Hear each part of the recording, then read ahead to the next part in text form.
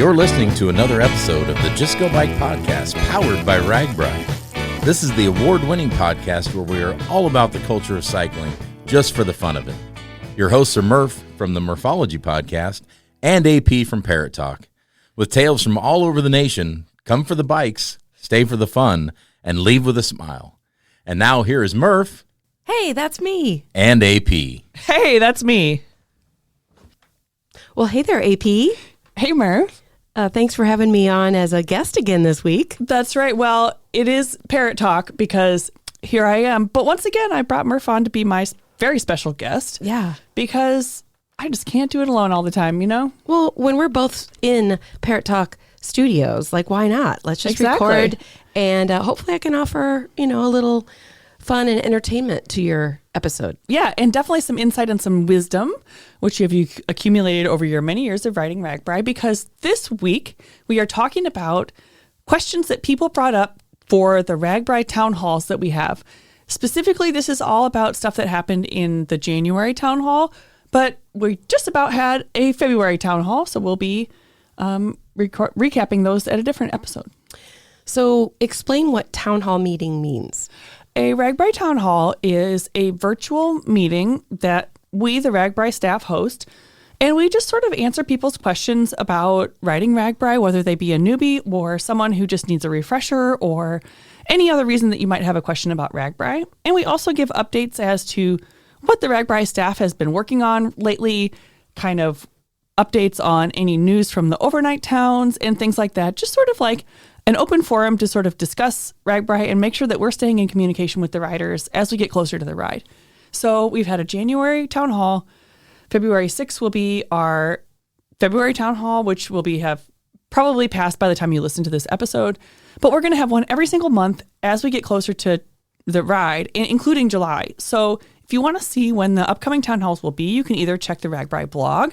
I'll be making a post every month about that. Or you can go to something called the RAGBRAI Rider Timeline, which I'll make sure we link in the show notes. And it has all of the things that you need to know to be, just sort of check off your list to be prepared for RAGBRAI. So town hall, do you have to register, and does it cost money to be part of it? It is completely free. You do not have to register. However, I would, because registration allows you to either ask a question before the town hall or it's kind of a weird setup where if you want to ask a question during the town hall, you do need to be registered. Okay. So yeah, you might as well do it. It's totally free. We're not like farming your information or anything. So it's just sort of a nice way to keep in touch with you. And like you mentioned, I've done a RAGBRAI or two, or 29-ish, I think. Yeah. And I still found value in being a listener to the last town hall. Yeah. Well, like I said, we do updates about what's going on with the world of RAGBRAI. So some of that stuff is good for veteran riders or experienced riders. And maybe it's just nice to have a reminder, and maybe it's just nice to get into the mindset of thinking about RAGBRAI. Yeah. So obviously there were way more questions during the town hall than we could possibly answer during an hour. So I just kind of collected some of the overflow questions that I thought were good, and I thought we could discuss them today. Let's do it. Yeah. So you said you had 29 years of RAGBRAI experience, give or take. I was just trying to calculate. I know I did 15 RAGBRAIs as a civilian, and this would be, maybe my 13th year as an employee.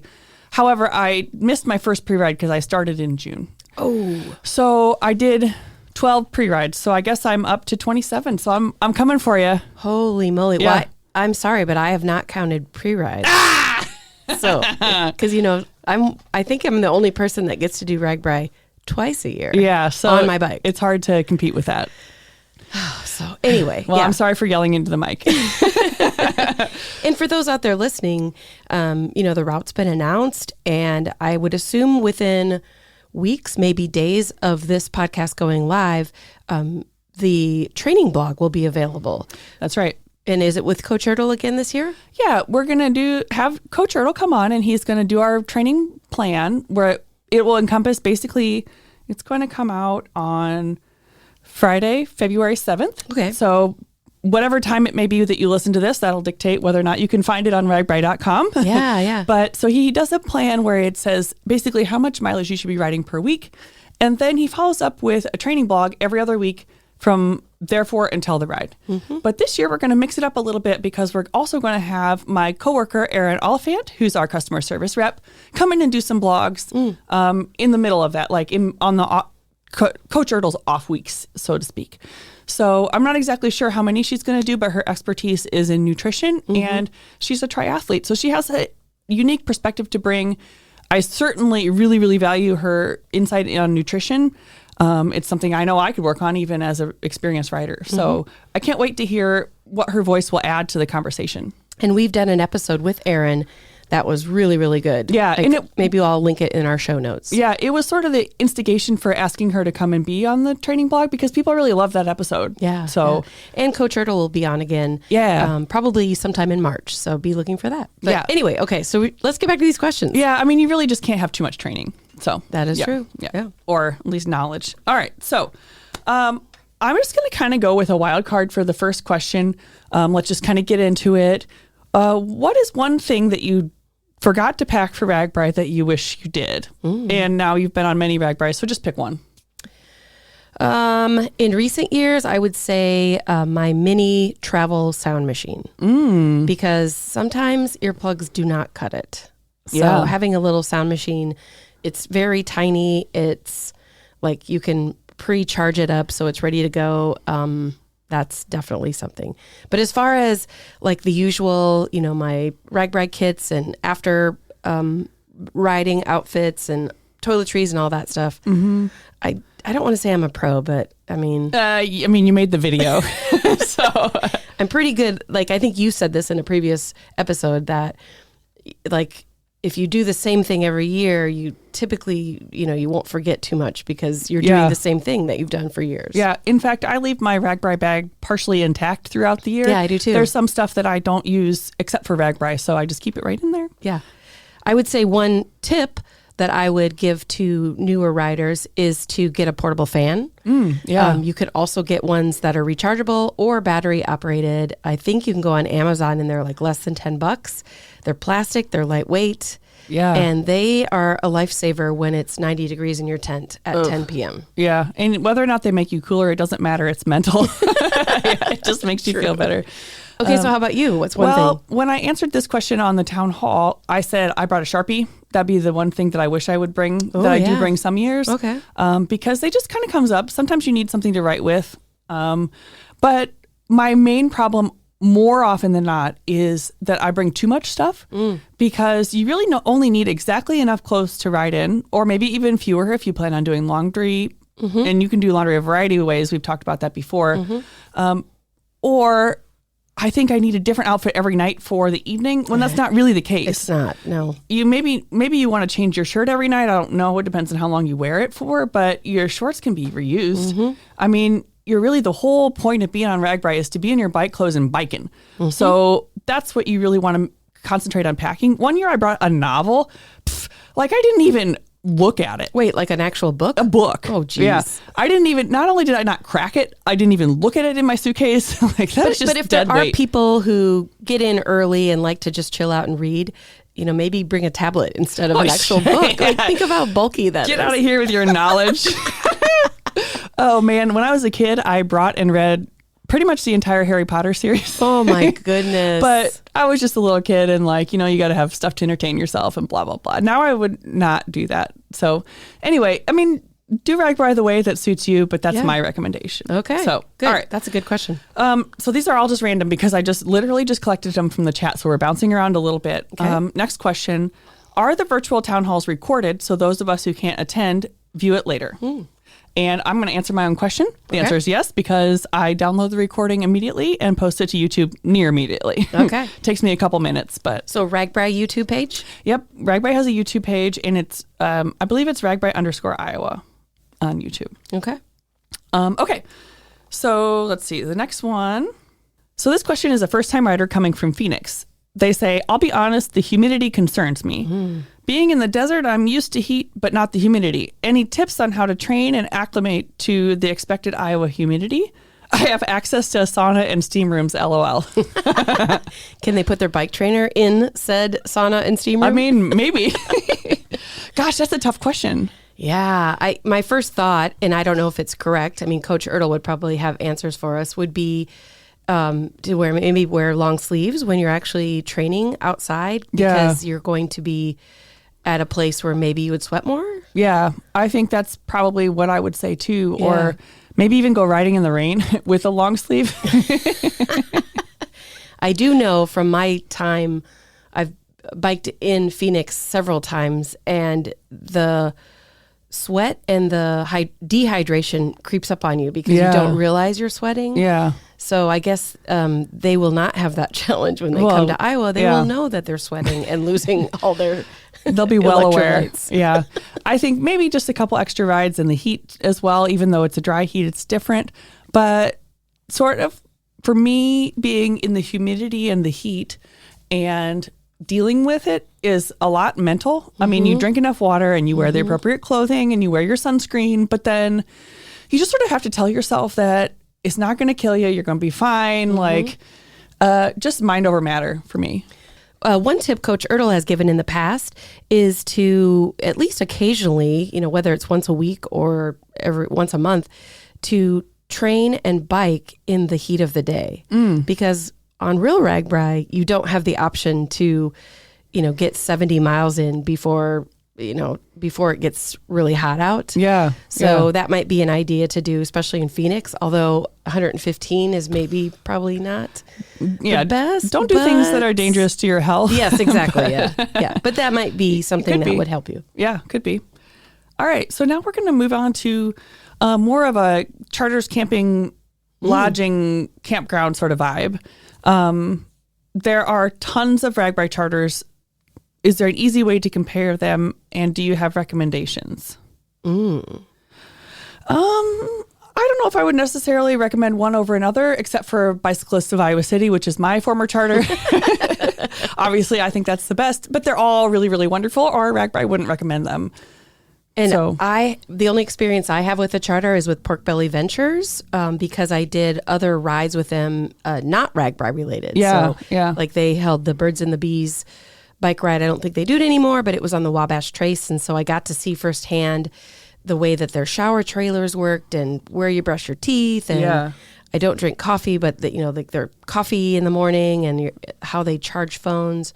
But I don't know if I have an idea on how to compare, but I do know that there's a great resource on the RAGBRAI website. That's right. I would recommend going to ragbrai.com, and on the menu, there's a little tab for charters, and we update that all the time with different information. And when we have a new charter addition to the program, we have big and small, so we have all sorts of different options for you. I recommend that you look through, and I will say you don't need to ride with a charter. Right. It's a completely optional thing.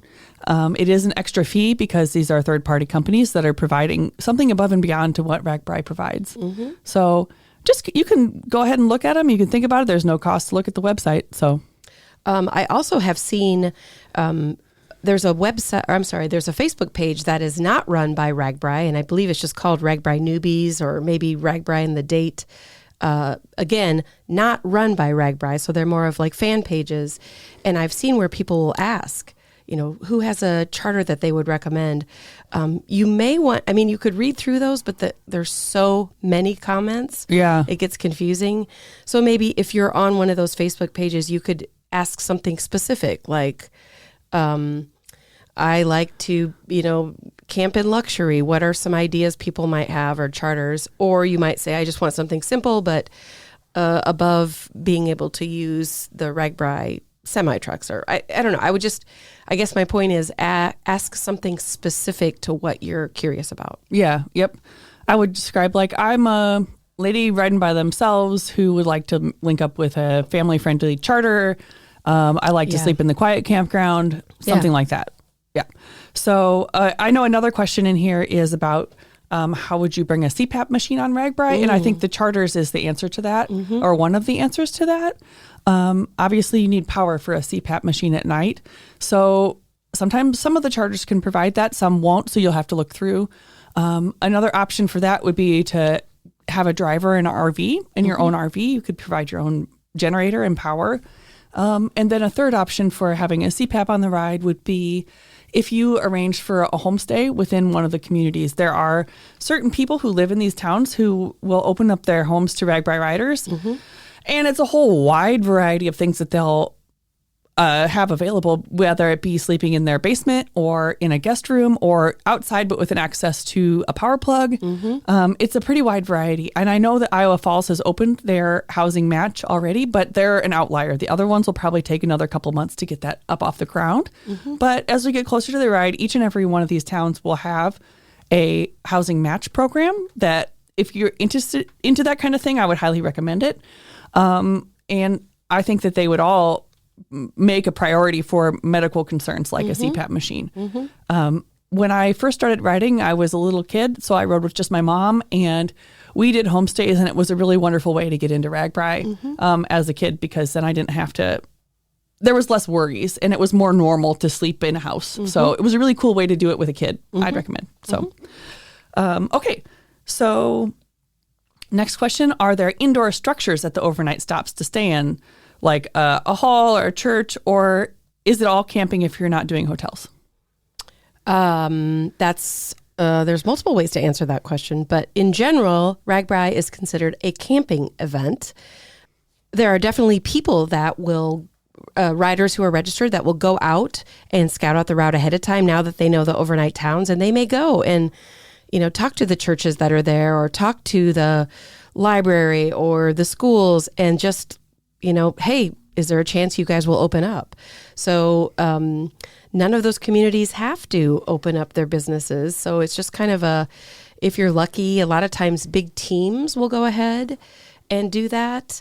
But I would say you have to think of RAGBRAI as mainly a camping event. Unless you're going to pay to elevate that experience. So if you're with a team, or you're with a charter, or you bring an RV, you rent an RV, or bring a driver with an RV, all of that can change that. Yeah. And just to sum up our sort of camping theme, if you were to bring an RV, somebody was asking if there would be parking every night. There is, but you have to buy a pass for your RV vehicle and any other car or truck that you might be bringing along. And you do that during registration. But with that pass, you then get to park in the main campground. I think one question RV drivers or RVers Sure. would ask is, would they be able to plug in every night? I don't think that any of the towns that I know of are planning on offering power to campers. That would be more of if you reserved a spot in like a KOA or other kind of like official RV campground. But I would recommend bringing a generator. Yeah. A lot of them do offer a official dump site though. So if you need that access to that, you'll have to find out as we get closer to the ride where that's going to be. We're pretty early in the planning process. If you are a RAGBRAI driver, or you know someone who is driving a vehicle, I'd recommend the Facebook group. Again, it's a fan page not associated with RAGBRAI, but I'm a member. I will answer questions in there. It's called RAGBRAI Drivers. So it's a nice group for people who are drivers. And a side tip, when I used to bike with a team, we had an old school bus that had a bathroom in it. And anytime you get near a major interstate or highway that has a rest area, typically there's a dump site there that we would take advantage, or our driver would take advantage of, because, that person has plenty of time while we're biking. Yeah, perfect. Okay, so this one's kind of a fun one. If I bring my bike by plane, where can I store my bike's travel case? Ooh, okay. So first of all, thank you for flying here. We love all of our riders. We usually have people from all 50 states and usually a dozen to 24 foreign countries. So it's amazing. It's not uncommon to have this question. We usually partner with a company called Bike Flights to ship bicycles. You would package your bicycle at either yourself or at your local bike shop and have it sent to RAGBRAI. And it would be received by a bike shop or a charter on our end. It would be all arranged through this company called Bike Flights. So just stay tuned for more information about that. But then that company would keep your travel case for you, whether it be a piece of cardboard or an actual soft-sided case or a hard shell case, whatever the case may be, they will then hold on to it. And at the end of RAGBRAI, either reassemble your bike, or you'll have the opportunity to do that, and then they will mail it back to you. And that's definitely something beyond your normal RAGBRAI registration. That's right. It's definitely a third-party deal. If you are a standard RAGBRAI rider, like someone who's just using our camping supplies and not paying for any third-party add-ons, we do not have a way to store your bike's travel case during the ride. You get one piece of luggage that is up to 50 pounds, and I would not recommend making that luggage be a hard-sided bike case because you got to fit your stuff in there. Yeah. And your tent and things like that. You're going to have to do it a different way. What if your luggage is 55 pounds? You have to get rid of 5 pounds. Really? They really weigh the luggage. Well, I will tell you from making that How to Pack for RAGBRAI video, I do disclose how big my bag was. I think it was 38 pounds. Yeah. And even that was like, I don't want to lug this too far. Well, I know. Yeah. So I would never want to get close to 50. And I always think, 50 pounds, that's not that much. But actually, when you fly and you check a bag, it's a 50-pound weight limit. Yeah. And that's a heavy, hard-sided bag. With wheels. That you're not dragging across grass. Yeah. So, and on RAGBRAI, I would highly recommend a soft-sided bag. Yeah. Because there are people who need to move it for you, and we don't want them to get hurt. We don't want you to get hurt. We don't want the bag to be damaged. Highly recommend like a duffel bag, like a Army surplus duffel bag or something like that. But waterproof. Or pack everything in garbage bags inside the duffel. Yeah. So, all right. Is there transportation from the end point to the start for people on a bicycle? I'll answer my own question on that one. This is where we have, on our website, I think it's called Logistics and Transportation. And it has a list of people who are offering shuttles from different points around Iowa that make sense, where you might be flying into, for example, Omaha or the Quad Cities or Des Moines. And they'll pick you up and your bag and your bike and shuttle you either to the start or to the finish, whichever you might want. They also do this service for people who might drive and be parking in Guttenberg. If you drive your car there and park it in long-term parking, you can then be shuttled to the start of RAGBRAI and bike your little buns all the way back to your own car. So it's kind of a nice deal. But again, that's a third-party add-on. RAGBRAI does not provide any transportation at all, except we offer you the chance to ride your bike across the state of Iowa for 1 week. Or you could do like I do and just leave from my front door and bike to the start. You could do that. And a lot of people do. So, we run into a lot of people, especially when we get to bigger communities. So, we haven't decided, my posse, if I'll be able to do it this year, because of course I want to be at the expo, and sometimes we, get sidetracked a little bit on our bag out, and of course we're also self-contained, so it's not like there's a vehicle driving along. And I'm very aware that a lot of people that do RAGBRAI don't even live in Iowa, so that might not be feasible. Yeah. So let's move on to food. I love this topic. I love food. Is it within your powers to ensure that there are Belgian waffles in at least one town during RAGBRAI? Absolutely not. No, but I think you might get your wish. So this is my perception of how food works along the RAGBRAI route, and AP will correct me if I'm wrong. Okay. But typically, so the route is decided, here are the overnight towns, here are the in-between towns. It's now their responsibilities, with help from Anne and Matt and everyone at the RAGBRAI team, to give them pointers and what has happened in the past. But it's up to them to decide what food vendors they choose, what entertainment they choose, how many porta potties they choose. It's now their responsibility. But I will also say I've been lucky enough to be along the route ahead of time. They have this huge binder with it's like I don't know if you call it a RAGBRAI Bible, but oh my gosh, it has everything you would want to know plus more. Yes, it's called a handbook. But it's everything you want to know. That's right. We give a lot of advice, but every town is different, so we let them make their own decisions. But in general, you'll find a couple different themes of food vendor along RAGBRAI. In the towns themselves, you'll find that each day in the meeting town, which is the town where the vehicle route and the bike route meet, there will be vendors that go day to day to day to day, and you'll see them every single day in their sort of fair-like food truck. Mm-hmm. And they'll also be in the overnight towns. Then you'll also see people downtown at any town that are from the community themselves. They're like Boy Scouts who are selling trail mix, or they're grandmas selling pie, or anything and everything. There's all sorts of different food options, but you have to buy it. They're not for free because you're usually supporting their cause. Sure. Then the other option in a town would be, a lot of times churches host big suppers, and they're one of the classic favorites if you've ridden RAGBRAI before. Don't pass it up. They do sell out. They do sell out, but they're air conditioned and you can sit down and and you could charge your phone. Yeah. And let's see, some of my favorite church meals that I've had during RAGBRAI. Spaghetti, baked potato, lasagna. And here's the other thing that's really nice about those. They usually include dessert and a nice little glass of lemonade. And you know what kind of lemonade I'm talking about. The good kind. Yeah. So, and that's usually all for a package price, like $12. You get the whole thing. And I mean, there's no better sight than a giant plate of carbs at the end of the day on RAGBRAI. Oh, yes. And typically the pie is homemade. Oh, yeah. I mean, I'm hungry. So to circle back, the Belgium waffle, can we guarantee it? Absolutely not. But there are so many vendors that look forward to RAGBRAI every year. They come back every year. I always look for, I won't say any of them because we don't know for sure if they're coming this year, but like there are certain food items that I want to see every year and I do look for them. Yeah, absolutely. So, and the same could be said of the beer vendors. There'll be a couple of favorite beer vendors along the route that you'll see every day. So there's that too. And drinks. And I didn't really mention any of the different vendors that'll be along the route, like these beer vendors that I have in mind. Yeah, not in a town. Right. That, like the Iowa Craft Beer Tent and the Iowa Beer Bus will be located sort of in an oasis, somebody's farm along the route, usually in a shady spot.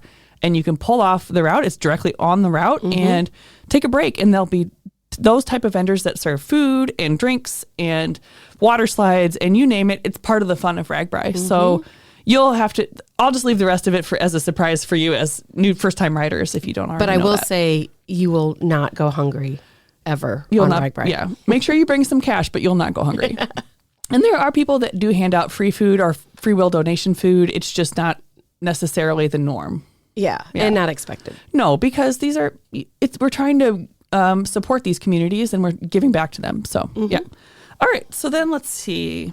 So then the next question is a totally different topic. Can you talk a little bit about what is the value for riding RAGBRAI? What's the bang for your buck? What do you get for the payment of RAGBRAI for someone who would consider it expensive? First of all, if you listen to our episode about the different similar rides to RAGBRAI that happen all over the U.S., we are one of the very cheapest rides out there. Oh my gosh, yeah. We I was are just going to say that. Cheap.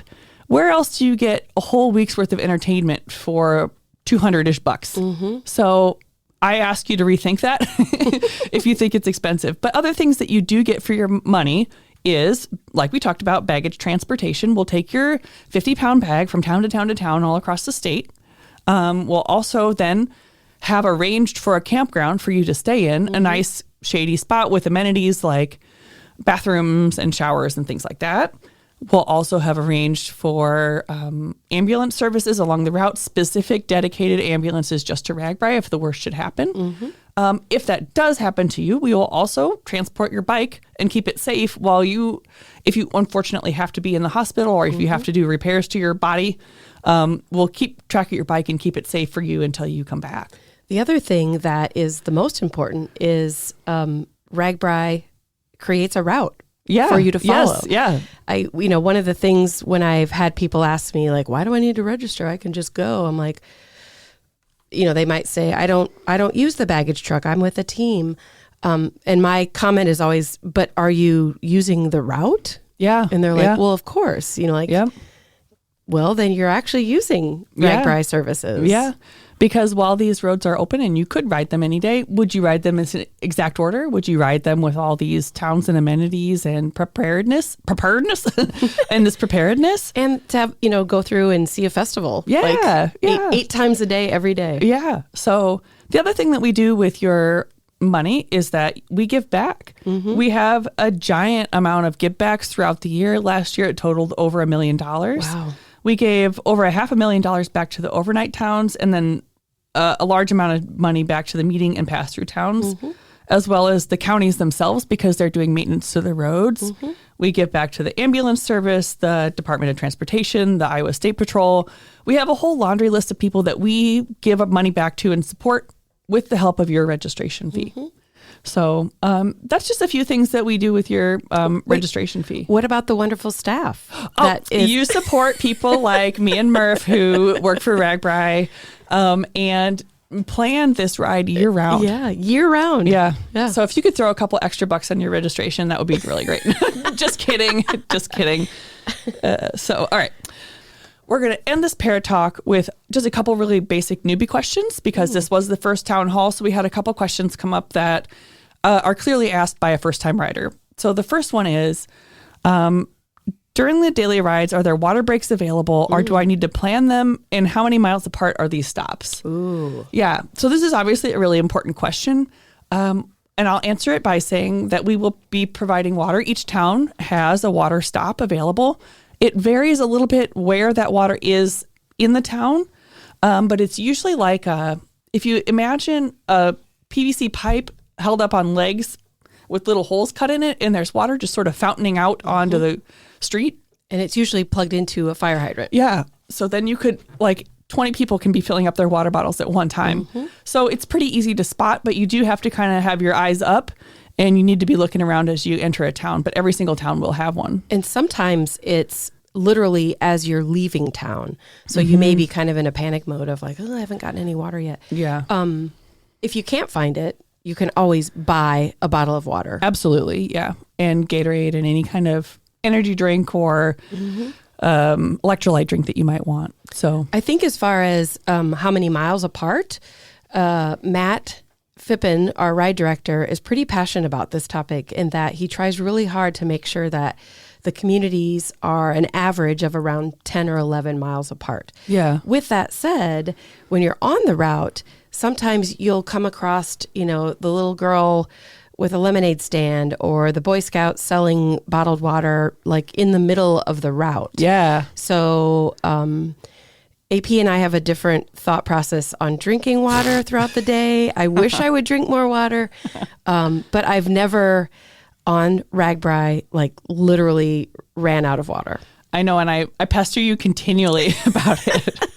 I'm someone who drinks a lot of water and I have to pee constantly, but I'm hydrated. Yes. So anyway, I think you should take after me if possible, but do it your own way. Yes, but there is water always available, That's right. even if you're going to have to spend $1 or $2 for a bottle of water to take with you on your bike. It's always available. Yeah. Okay. So then final question, and this one kind of spans the entire ride, so it's a little appropriate. Will there be a start point and where will be the finish line? Ooh. And, people might be giggling right now who have done RAGBRAI many times. But it is a kind of an intimidating, 15, 20, 30,000 people riding their bikes across Iowa. Where is the start line? Well, and we're not a race in any way. So it's different than what maybe people have experienced in the past. Sure. Where, as you know, we always start on the west side of the state near the Missouri River. But there are fewer communities along the Missouri River than along the Mississippi. So we're not always able to start exactly on the Missouri River. So it's a ceremonial starting point. Usually the towns will have a little bucket of water that you can dip your tire in. Or an entire pool of water. Or an entire pool, yeah. So there will be options for you. But that is usually done on the Saturday before we do any bicycling at all. When we gather together on Saturday and then we begin riding on Sunday. In the morning on Sunday, you just start riding. And it sounds so funny to hear that if you've never ridden RAGBRAI before, but as you wake up in your tent, you'll be surrounded by hundreds of other people doing the exact same thing. And you just start following people and start riding. And we do have GPS routes available, but the GPS routes only start once we get onto the official route. And you may be navigating towards that when you wake up. And where you camp, if let's say you were lucky enough to get a homestay or you're in an RV that may be a little bit off route, or, you're with your team and you're at a friend's, pool party, you should invite AP and I if that's the truth. That's right. Truth. But yeah, when you get up in the morning, there is the official route is open. I'm going to put that in quotes from 6 a.m. to 6 p.m. And that means that's when the ambulance crews are patrolling. That's when the state troopers are there. If you're there at 5:45, there is no official start time. It's probably going to be dark, so be super, super careful.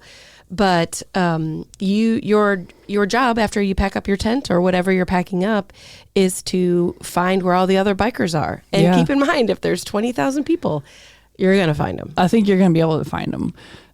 And if you wake up and you don't see anyone at all, you might have camped in an odd spot. Yeah. But just sort of start biking towards where it looks like the middle of town and you'll see them. Downtown. Yep.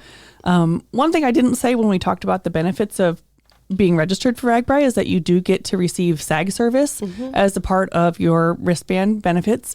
And that does also last from 6 a.m. to 6 p.m. So if you have either a physical or mechanical issue and you need a ride, either to a bike shop or to the town, the SAG service will provide that, but only during the 12 hours that the route is quote unquote open. And then Matt pointed out when we podcasted with him about the route is when he does mileage, he does it from campground to campground. Is that right? I think so. Yeah. So he measures it from campground to campground. So if a specific day is like 76 miles, you may bike 78 miles or you may bike 64 miles. It just depends on where your camp is. But that also means the official route will start from the main campground the next day. So this definitely happens to me where I may have to pedal 2 or 3 miles to find either the main campground or to run into the route as it's leaving town. Yeah. And like I said, we will make GPX routes available for your bike computer, or we'll also have old school maps, paper maps available either on paper or as digitally so that you can look ahead of time and just sort of plan your days. Yep. The ride ends on the Mississippi River. It's ceremonial. That one we always dip. We always end in the Mississippi because there's a lot more communities along the Mississippi. So we're able to visit them all. So will you explain really quick the tire dip?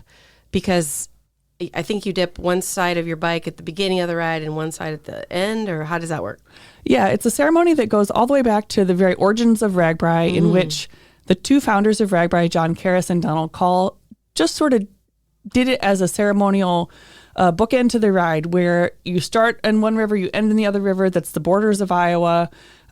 Just sort of makes sense in that way. So on the Missouri River, you dip your back tire and then you ride towards the Mississippi. And once you get to the Mississippi, you dip your front tire and traditionally take a photo so that you can brag to all your friends. And frame it. Yes. Yep. So that you've completed your ride.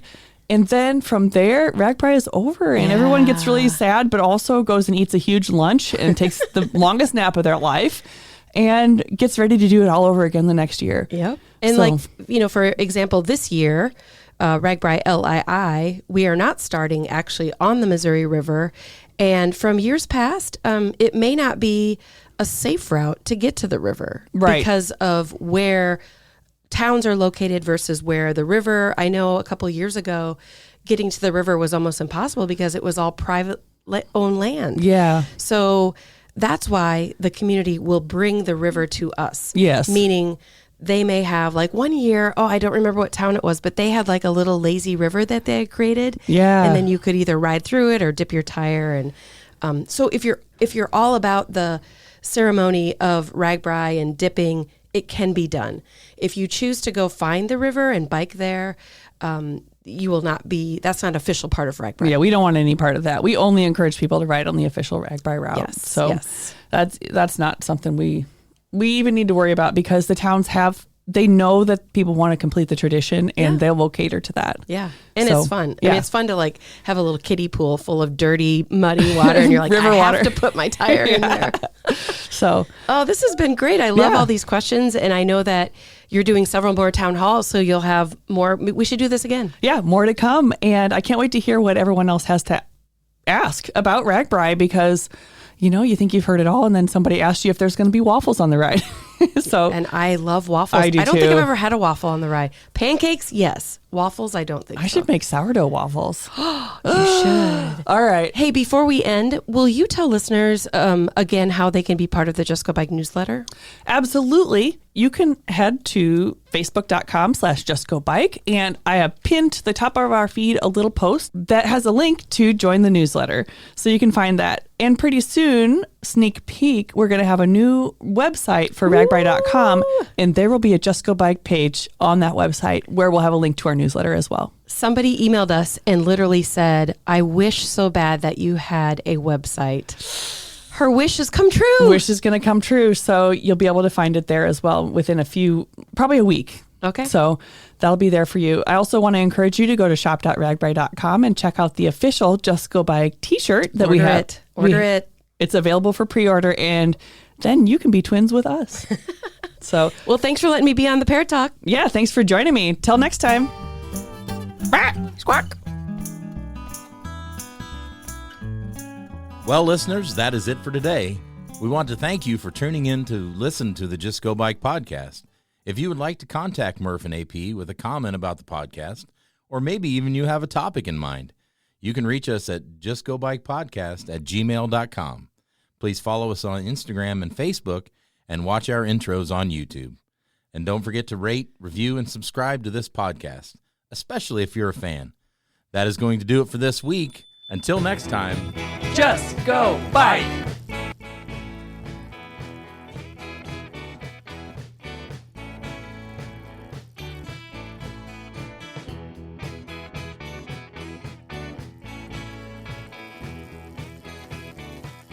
Theme song by Ryan Steer, logo by Suzanne Milosevic, produced by Kathy Murphy, social media by Andrea Parrott, intro by Pumpkin. Until next time, just go bike.